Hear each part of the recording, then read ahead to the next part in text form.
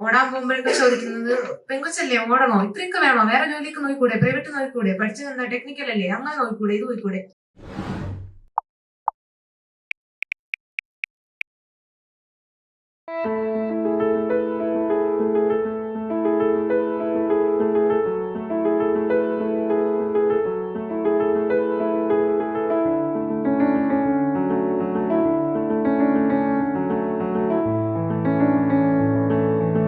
വളരെ സന്തോഷമുണ്ട്. കാരണം ഇത്രയും ആൾക്കാർ 30-40 ആൾക്കാര് എക്സാം ക്ലിയർ ചെയ്ത് ജോലിക്ക് കയറുമ്പോൾ അവരും അവരുടെ ഫാമിലിയും ഒക്കെ വളരെയധികം സന്തോഷിക്കുന്നുണ്ട്.